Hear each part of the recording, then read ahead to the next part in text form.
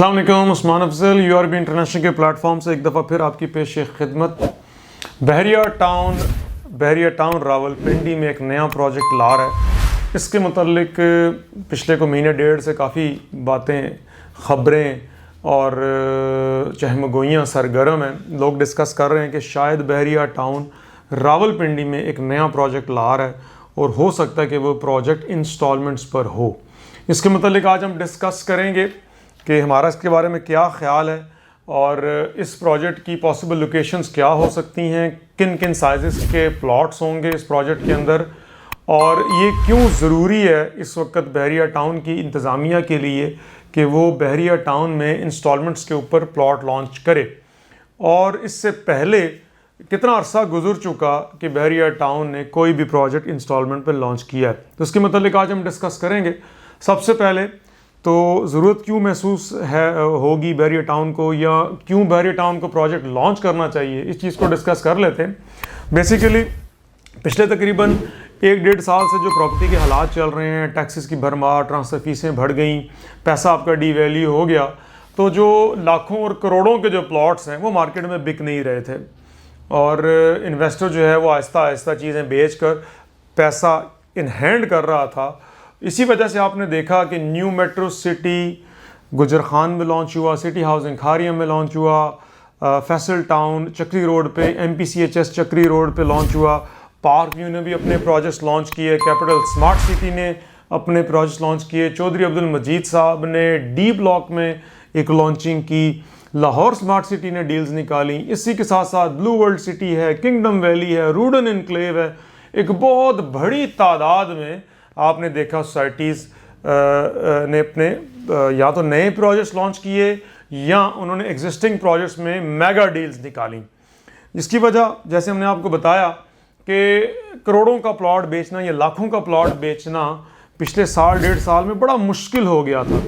जबकि बहरिया टाउन ने क्या किया पिछले 2-3 सालों में, क्योंकि प्रॉपर्टी में बड़ी तेज़ी थी, तो बहरिया टाउन ने रावलपिंडी में भी, इनक्लेव में, लाहौर में, कराची में जितनी भी डील्स निकाली थी वो लमसम पेमेंट्स की डील थी। क्योंकि बहरिया टाउन का इतना बड़ा ब्रांड नेम है, इतना बड़ा उनका एक स्टेटस है कि उनको किस्तों पे कोई चीज़ लॉन्च करने की ज़रूरत महसूस ही नहीं हुई। उन्होंने जो डील्स भी लमसम पेमेंट पे निकाली वो टिकटों की तरह बिकी और उसके ऊपर ओन जनरेट हुआ।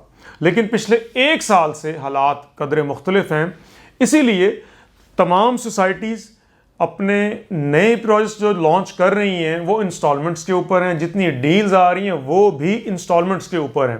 तो ये बात बहरिया टाउन की मैनेजमेंट तक पहुंची। बहरिया टाउन की मैनेजमेंट को भी इस चीज़ का इदराक है कि बहुत बड़ा इन्वेस्टर बहरिया टाउन से, जेन्युइन क्लाइंट्स, इन्वेस्टर्स, इवन के डीलर हजरात, बहरिया टाउन के डीलर हजरात ने मेट्रो सिटी में भी इन्वेस्टमेंट की, अपने क्लाइंट्स को करवा के दी। सिटी हाउसिंग में बहुत सारा पैसा बहरिया से, DHA से निकल कर गया, फैसल टाउन में गया, MPCHS में गया, बाकी जो सोसाइटीज़ मैंने बताई उनमें गया।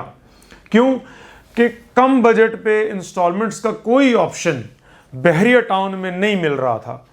तो तकरीबन ये एक मोहतात अंदाज़ा जो है 500 अरब रुपए से ऊपर ये अमाउंट है। जी हाँ, बिल्कुल 500 अरब रुपए से ऊपर, ह्यूज नंबर्स हैं ये पैसा निकल कर लोगों की जेब से, और तकरीबन 25% बहरिया टाउन से निकलकर इन सोसाइटीज़ में गया है। तो अब इस बात की ज़रूरत महसूस की जा रही है कि इन तमाम इन्वेस्टर्स को, क्लाइंट्स को, डीलर हज़रात को वापस बहरिया टाउन में लाया जाए, मोटिवेट किया जाए। वो लमसम पेमेंट्स पे डील लॉन्च करके तो हो नहीं सकता।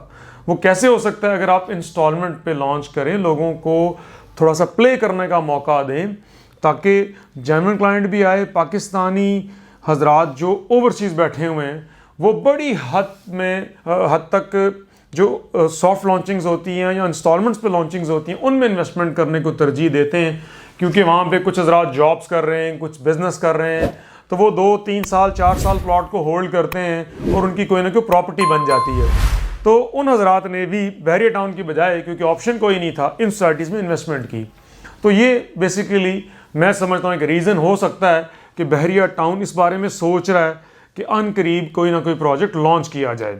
अगर इसकी डेट को डिस्कस किया जाए तो हतमी डेट फ़िलहाल नहीं बताई गई, कहीं पे ऐसा कुछ बयान भी नहीं आया जो शाहिद महमूद कुरैशी साहब की तरफ से, अली मलिक की तरफ से या मलिक रियाज हुसैन की तरफ से। उनका ट्विटर हैंडल भी खामोश है, फेसबुक भी खामोश है इस हवाले से।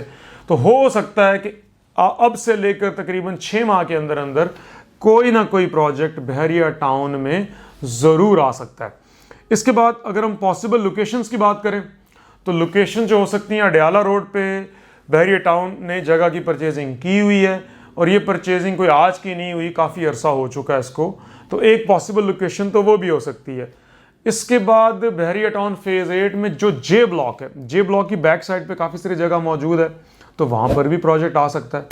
इसके बाद इंटरेस्टिंग पॉसिबिलिटी है, कुछ अरसा पहले खबर चली कि रवात के पास कुछ जगह सिटी हाउसिंग के जो ऑनर है मेजर आमिर साहब, उन्होंने परचेज़ की और सिटी हाउसिंग वहाँ पर लॉन्च होने जा रहा है। उस जगह के मुतालिक जो खबर सरगर्म है वो ये है कि वो जगह अब मलिक रियाज हुसैन साहब ने परचेज़ कर ली है और अब वो जगह बहरिया टाउन की मलकियत है।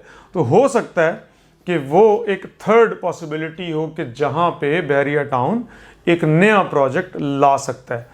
अगर हम प्लॉट साइजेस की बात करें तो साइजेस के हवाले से उम्मीद तो ये की जा सकती है कि 5 मरला तो डेफिनेट ऑप्शन है, 5 मरला, 7 मरला, 10 मरला और 1 कनाल जो नॉर्मल साइजेस चलते हैं किसी भी सोसाइटी में। तो जो कॉमन साइजेस हैं वही आने का चांस बन रहा है और इंस्टॉलमेंट्स पे डील लॉन्च होगी तो ही चलेगी। अगर लमसम पेमेंट पे लॉन्च की गई तो फिर बहरिया टाउन को उस एरिया को डेवलप करना पड़ेगा। तो मौजूदा हालात के अंदर कोई सोसाइटी ये अफोर्ड नहीं कर सकती कि वो पल्ले से पैसे लगाए, पहले एरिया को डेवलप करे और फिर लमसम पेमेंट पे लॉन्च करे। और लमसम पेमेंट पे तो पैचेस में तो डील लॉन्च हो सकती है लेकिन मेगा लॉन्च नहीं हो सकता। तो इंशाल्लाह मज़ीद ख़बरों के लिए आप हमसे राब्ते में रहें, हमारा चैनल ज़रूर सब्सक्राइब करें, घंटी के बटन को दबाएं ताकि आने वाली तमाम वीडियोज़ आप तक बर वक्त पहुँचती रहें। बहुत बहुत शुक्रिया।